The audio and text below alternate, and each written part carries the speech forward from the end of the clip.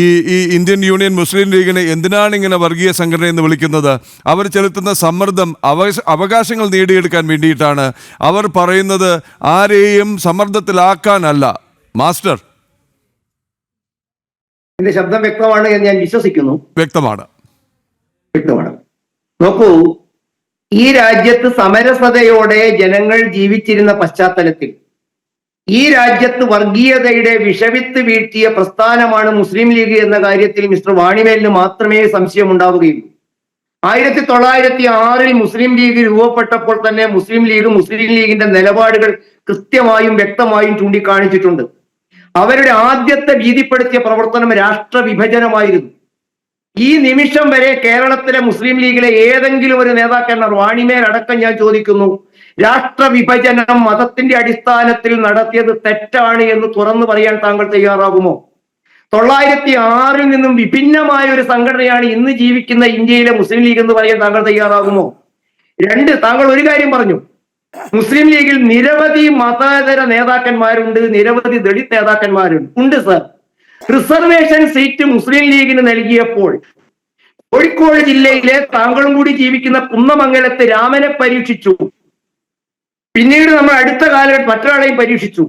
ഇതല്ലാതെ കേരളത്തിലെ പ്രാദേശിക തദ്ദേശ സ്വയംഭരണ സ്ഥാപനത്തിലെ തെരഞ്ഞെടുപ്പ് ഉൾപ്പെടെ ഏതെങ്കിലും ഒരു ജനറൽ സീറ്റില്, നോൺ റിസർവേഷൻ സീറ്റില് മുസ്ലിം ലീഗ് മുസ്ലിങ്ങളല്ലാത്ത എത്ര സ്ഥാനാർത്ഥികളെ നിർത്തിയിട്ടുണ്ട്? നേരത്തെ വിജയിച്ച പാരമ്പര്യമുള്ളവരല്ലാത്ത ഒരാളുടെ പേര് വാണിമേൽ ചൂണ്ടിക്കാണിക്കുമോ? നമ്മുടെ വിഷയം അതല്ലാത്തത് കൊണ്ട് ഞാൻ അങ്ങോട്ട് കിടക്കുന്നില്ല. ഞാൻ പറഞ്ഞു വെച്ചത്, രാജ്യത്തിലെ രാഷ്ട്രീയ വിഷയത്തോട് രാഷ്ട്രീയ പാർട്ടികളുടെ പ്രതികരണം അടുത്ത കാലം വരെ ഉണ്ടായിരുന്നു. പക്ഷെ സമീപകാലങ്ങളിൽ നമ്മൾ കാണുന്നത് സർക്കാർ തീരുമാനങ്ങളെ രാഷ്ട്രീയ പ്രസ്ഥാനങ്ങൾക്കുള്ള വിയോജിപ്പുകൾക്ക് അപ്പുറത്തേക്ക് ആ സ്ഥാനം മത സാമുദായിക സംഘടനകൾ ഏറ്റുപിടിക്കുകയും മുസ്ലിം ലീഗ് അവർക്കൊപ്പം ചേർന്ന് പിന്നണി പാടുകയും ചെയ്യുന്നു. നോക്കൂ, വാണിമേലിന് അറിയാമല്ലോ, കോഴിക്കോട് ബാലുശ്ശേരി ഹൈസ്കൂളില് ജെൻഡർ ന്യൂട്രാലിറ്റിക്ക് വേണ്ടി ഒരു വസ്ത്രം കൊണ്ടുവന്നപ്പോൾ ആരായിരുന്നു ബാലുശ്ശേരി പ്രകടനം നടത്താൻ മുൻപന്തിയിൽ നിന്നത്? ശ്രീ വാണിമേൽ. എന്തായിരുന്നു? സ്ത്രീയും പുരുഷനും ഒരേ വസ്ത്രം ധരിക്കുന്നതിൽ ഏത് മതേതര സങ്കല്പത്തിന്റെ വിശുദ്ധതയാണ് അല്ലെങ്കിൽ വിരുദ്ധതയാണ്? ഒരു വിദ്യാലയത്തിലെ ആണും പെണ്ണും ഒരേ രീതിയിലുള്ള വസ്ത്രധാരണം നടത്തുന്നതിൽ എവിടെയാണ് തെറ്റ് നമുക്ക് കാണാൻ വേണ്ടി സാധിക്കുന്നത്? രണ്ടാമത് മതേതരത്വത്തെ കുറിച്ച് പറഞ്ഞു. നോക്കൂ, കേരളത്തിലെ വഖഫ് ബോർഡ് നിയമനം PSCക്ക് വിട്ടു. ഏതുപോലെയാണോ ഹിന്ദു സ്ഥാപനങ്ങളുടെ നിയമനങ്ങൾ PSCക്ക് വിട്ടത്, വഖഫ് ബോർഡിന്റെ നിയമനങ്ങൾ PSCക്ക് വിട്ട് ആ നടപടിയെ ഗവൺമെന്റ് പിൻവലിക്കരുടെ പശ്ചാത്തലം എന്തായിരുന്നു? ഞാനൊരു ഹൈസ്കൂൾ അധ്യാപകനായിട്ടാണ് റിട്ടയർ ചെയ്തത്. എന്റെ ജീവിതത്തിന്റെ ആദ്യ കാലഘട്ടങ്ങളിൽ വെള്ളിയാഴ്ച പരീക്ഷ നടത്തുന്ന ഒരു വിലക്കും ഉണ്ടായിരുന്നില്ല. എപ്പോഴാണ് കേരളത്തിൽ വെള്ളിയാഴ്ച പരീക്ഷ നടത്തുന്നതിന് വിലക്ക് വന്നു തുടങ്ങിയത്? എന്താണ് ആഴ്ചയിൽ തിങ്കൾ, ചൊവ്വ, ബുധൻ, വ്യാഴം ഈ ദിവസങ്ങൾക്കില്ലാത്ത എന്ത് വൈജാത്യമാണ് വെള്ളിയാഴ്ചകൾ ഉണ്ടായത്? ഇതിനെതിരായി പ്രക്ഷോഭം നടത്തി വന്നത് ആരാണ്?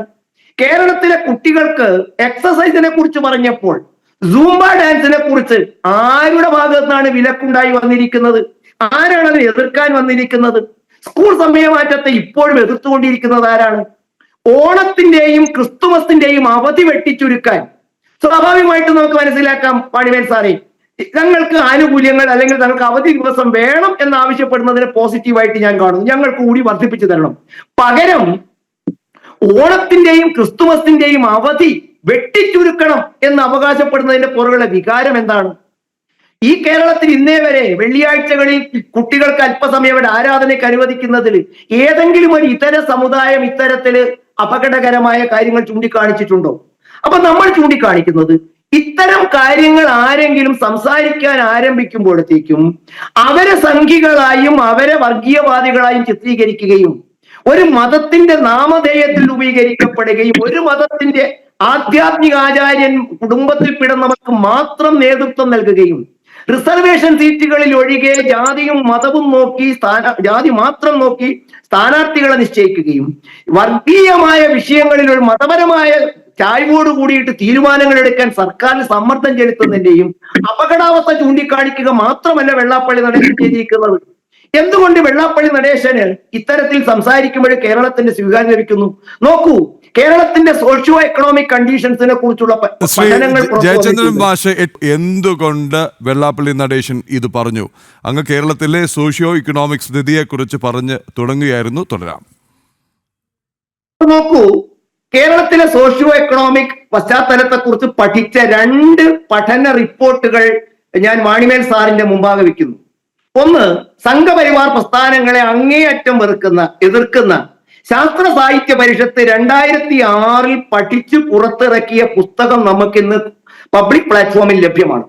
ആ കേരള പഠനത്തില് ശാസ്ത്ര സാഹിത്യ പരിഷത്ത് സ്ഥിതി വിവര കണക്കുകൾ വളരെ കൃത്യമായിട്ട് ആ പുസ്തകത്തിലെ പേജ് 8, 34, 48, 52, 54 പേജുകളിൽ വളരെ സവിസ്തരമായിട്ട് ഭൂസ്വത്തിന്റെ ഉടമസ്ഥാവകാശം, വ്യാവസായിക സ്ഥാപനങ്ങളുടെ എണ്ണം, പ്രധാനപ്പെട്ട തന്ത്രപ്രധാനമായ വാണിജ്യ കേന്ദ്രങ്ങളുടെ ഉടമസ്ഥാവകാശം, കേരളത്തിലെ വിദേശ ജോലി ചെയ്യുന്ന ആളുകളുടെ എണ്ണം, അവിടെ നിന്നും ആ ഓരോ വിഭാഗം ആളുകളും കേരളത്തിലേക്ക് അയക്കുന്ന വിദേശ നാണയത്തിന്റെ സ്റ്റാറ്റിസ്റ്റിക്സ് പരിഷത്ത് അച്ചടിച്ചിറക്കിയ പുസ്തകത്തിൽ വളരെ കൃത്യമായി പരിഷത്ത് സാക്ഷ്യപ്പെടുത്തുകയാണ്. കേരളത്തിലെ സാമുദായിക സന്തുലിതാവസ്ഥയ്ക്ക് അസമത്വങ്ങൾ സൃഷ്ടിക്കുന്ന തരത്തിലേക്ക് സാധാരണ സമുദായങ്ങളിൽ നിന്നും വിഭിന്നമായി ചില പ്രത്യേകതരം ആളുകൾ വളരുന്നു, വികസിക്കുന്നു. ഇതെന്തുകൊണ്ടാണ് എന്ന് വെള്ളാപ്പള്ളിയെ പോലെയുള്ള ഒരു സാമുദായിക സംഘടനാ നേതാവ് ആശങ്ക പ്രകടിപ്പിക്കുമ്പോൾ അദ്ദേഹത്തെ കുറ്റപ്പെടുത്തുന്നതിന് പകരം അത്തരത്തിലുള്ള അസന്തുലിതാവസ്ഥയുടെ കാര്യകാരണങ്ങളെ കാണുകയും അർഹതപ്പെട്ടവരുടെ സാമൂഹ്യ, സാമ്പത്തിക, രാഷ്ട്രീയ സമത്വത്തിനു വേണ്ടിയുള്ള നടപടികൾ നിർദ്ദേശിക്കുകയുമല്ലേ ചെയ്യേണ്ടത്? രണ്ടാമത് നോക്കൂ, 18 വർഷം മുമ്പ് നടന്ന പരിഷത്തിന്റെ പഠനമാണ്. അവിടുന്ന് വീണ്ടും എന്തൊക്കെ ഉണ്ടായി എന്ന് AK ആന്റണിയുടെയും മറ്റു പലരുടെയും ഒക്കെ പ്രസ്താവനകൾ നമ്മുടെ മുമ്പിലുണ്ട്. രണ്ടാമത് 2016 CDSന് വേണ്ടി ലോകത്തെ ഏറ്റവും പ്രശസ്തനായ സോഷ്യോ എക്കണോമിക് വിദഗ്ധനും ലോകബാങ്കിന്റെ ഡെമോഗ്രാഫറുമായ KC സക്കറിയ അദ്ദേഹം ദീർഘകാല പഠനത്തിലൂടെ പഠിച്ചു പുറത്തിറക്കിയ ഒരു പുസ്തകമുണ്ട്. ആ പുസ്തകത്തിന്റെ പേരാണ് ചേഞ്ചിങ് കേരള 2016. അതിൽ അദ്ദേഹം കണക്ക് നിരത്തി പറയുന്നു, കേരള സംസ്ഥാനം ഉണ്ടായതിനു ശേഷം കേരളത്തിലുണ്ടായ പരിവർത്തനമാണ് അദ്ദേഹം സംസാരിക്കുന്നത്. ചേഞ്ചിങ് കേരള എന്നാണ് അദ്ദേഹം അതിന് പുസ്തകത്തിലിട്ട പേര്. അതിൽ ഏറ്റവും മോശം വീടുകളിൽ താമസിക്കുന്നവരുടെ ശതമാനം, ഏറ്റവും car, bike, phone, TV, computer തുടങ്ങിയ ഇലക്ട്രോണിക്സ് ഉപകരണങ്ങൾ കൈവശം വെച്ചിരിക്കുന്ന വീടുകളുടെ എണ്ണം, റെഡ് റേഷൻ കാർഡ് അഥവാ BPL കാർഡ് കൈവശം വെക്കുന്ന സാമുദായികമായ നമ്പറുകളുടെ എണ്ണം, വികസന സൂചികയിലുണ്ടായ വ്യത്യസ്ത സമുദായങ്ങളുടെ താരതമ്യം, ഇതൊക്കെ കാണുമ്പോൾ നമുക്ക് മനസ്സിലാക്കാം കേരളത്തിലെ 12% സംവരണത്തിന് വേണ്ടിയും തങ്ങൾക്ക് ഇത്തരത്തിലുള്ള പ്രത്യേകതകൾ ആവശ്യപ്പെടുകയും ചെയ്യുന്ന വിഭാഗങ്ങൾ മറ്റു പലരും താഴത്തേക്ക് പോയപ്പോൾ എല്ലാവരും നമുക്ക് യൂണിഫോം ഗ്രോത്ത് ആണെങ്കിൽ അല്ലെങ്കിൽ യൂണിഫോം താഴ്ചയാണെങ്കിൽ നമുക്ക് പറയാം അത് കേരളത്തിന്റെ പൊതുവായ കുഴപ്പമാണ് എന്ന് പറയാം. പക്ഷെ നോക്കൂ, ഞാൻ ആ കണക്കുകൾ വായിക്കാത്തത് ദുർവ്യാഖ്യാനം ചെയ്യേണ്ട വേണമെങ്കിൽ ഞാൻ പുറത്തു വിടുന്ന എനിക്ക് വിഷമമൊന്നുമില്ല. എന്റെ മുമ്പിൽ ഞാൻ പറയുന്നത് KC സക്കറിയ പഠിച്ചു പുറത്തിറക്കിയ പുസ്തകമാണ്. ശാസ്ത്ര സാഹിത്യ പരിഷത്ത് പഠിച്ച് ഗവേഷണം നടത്തി ഡാറ്റകളുടെ അടിസ്ഥാനത്തിൽ അവർ പഠിച്ചു പുറത്തിറക്കിയ പുസ്തകമാണ്.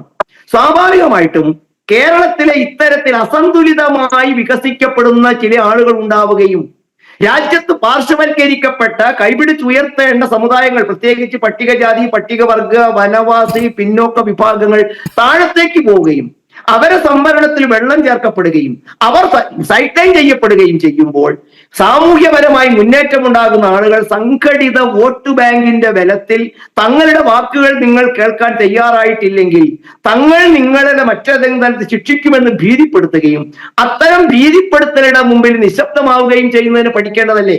നോക്കൂ, കേരളത്തിലെ പോലീസ് ഉദ്യോഗസ്ഥന്മാർ കേരളത്തിലെ സർക്കാർ സർവീസിൽ ഇരിക്കുമ്പോൾ അവർ മൗനം പാലിക്കുകയും സർക്കാർ സർവീസിൽ നിന്നും പുറത്തു കിടക്കുമ്പോൾ അവർ കേരളത്തിൽ പൊള്ളുന്ന പല യാഥാർത്ഥ്യങ്ങളും തുറന്നു പറയുകയും ചെയ്യുന്നതിനെയും നമ്മൾ എങ്ങനെ കാണണം? അതാണ് ചൂണ്ടിക്കാണിക്കുന്നത്. ഭരണത്തിന്റെ പിൻബലത്തിൽ, സംഘടിതമായ വോട്ട് ബാങ്കിന്റെ ശക്തിയുടെ പിൻബലത്തിൽ കേരളത്തിൽ അർഹതപ്പെട്ട പല സമുദായങ്ങളെയും അടക്കി വാഴുന്നു എന്നുള്ള വാക്കുകളെ, വെള്ളാപ്പള്ളിയുടെ വാക്കുകളെ നമുക്ക് ഡാറ്റകൾ വെച്ച് ലംഘിക്കാം, വെള്ളാപ്പള്ളിയുടെ തെറ്റുകളെ നമുക്ക് ചൂണ്ടിക്കാണിക്കാം, വെള്ളാപ്പള്ളി കാണിക്കുന്ന വിഡിത്തത്തെ പൊതുസമൂഹത്തിന് മുമ്പിൽ തുറന്നു കാണിക്കാം. പകരം ഇന്ന് നിങ്ങൾ നോക്കൂ, അദ്ദേഹം പറഞ്ഞപ്പോഴത്തേക്കും അദ്ദേഹത്തെ ആക്രമിക്കുകയല്ലേ ഉണ്ടായത്. ഇതിവിടെ മാത്രമല്ല, കേരളത്തിന്റെ മുഖ്യമന്ത്രി പിണറായി വിജയൻ കേരളത്തിലെ കള്ളക്കടത്തുകൾക്ക് അദ്ദേഹത്തിന് മുമ്പിൽ ലഭ്യമായ ഒരു സ്റ്റാറ്റിസ്റ്റിക്സ് പറഞ്ഞു. ആ സ്റ്റാറ്റിക്സ് പറഞ്ഞപ്പോൾ വിജയനെ നമ്മൾ കേരളത്തിലെ ഒരു പ്രത്യേക വിഭാഗം നേരിട്ടത് എങ്ങനെയാണ്? പിണറായി വിജയൻ എന്ന കേരളത്തിന്റെ മുഖ്യമന്ത്രിയുടെ തെറ്റുകളെ കുറിച്ച് നമുക്ക് ചൂണ്ടിക്കാണിക്കാം, അദ്ദേഹത്തിന്റെ പോരായ്മകൾ നമുക്ക് പറയാം. പക്ഷേ അതിനു പകരം ഇവിടെ നേരത്തെ ആരോ പറഞ്ഞ മാതിരിയിൽ ചില ജില്ലകൾ ആർക്കോ തിട്ടൂരം കിട്ടിയതാണ്, ആർക്കോ സ്ത്രീധനം കിട്ടിയതാണ് എന്ന മട്ടിൽ, ചില പ്രദേശങ്ങൾ ചിലർക്കൊക്കെ അവകാശപ്പെട്ടതാണ് എന്ന മട്ടിൽ മതേതരത്തെക്കുറിച്ച് വായ്ത്താരി പറയുകയും പകരം ഇത്തരം കാര്യങ്ങളിൽ എത്തുമ്പോൾ ഇത് ഞങ്ങൾക്ക് എവിടെ നിന്നോ കിട്ടിയ അവകാശാധികാരങ്ങളുടെ പ്രദേശമാണ് എന്ന് പറയുന്നതിനെ ഭയപ്പെടുത്തലല്ലേ കാണേണ്ടത്? ഈ ഭയപ്പാടല്ലേ വെള്ളാപ്പള്ളി പങ്കുവെച്ചത്? ഈ ഭയപ്പാട് പറയാനുള്ള അവകാശം അദ്ദേഹത്തിനില്ലേ? അദ്ദേഹം ഒരു സമുദായ നേതാവല്ലേ? ആ സമുദായ നേതാവിന് തന്റെ സമുദായം അനുഭവിക്കുന്ന വസ്തുതകളുടെയും ഡാറ്റകളുടെയും അടിസ്ഥാനത്തിൽ പറയുമ്പോൾ അദ്ദേഹത്തെ ഭീഷണിപ്പെടുത്തുന്നതും ഭയപ്പെടുത്തി കീഴ്പ്പെടുത്തി നിഷ്പക്ഷമാക്കുന്നതിനുള്ള സംഘടിതമായ ഒരു മുന്നേറ്റത്തെ ചെറുക്കേണ്ടതല്ലേ കേരളം?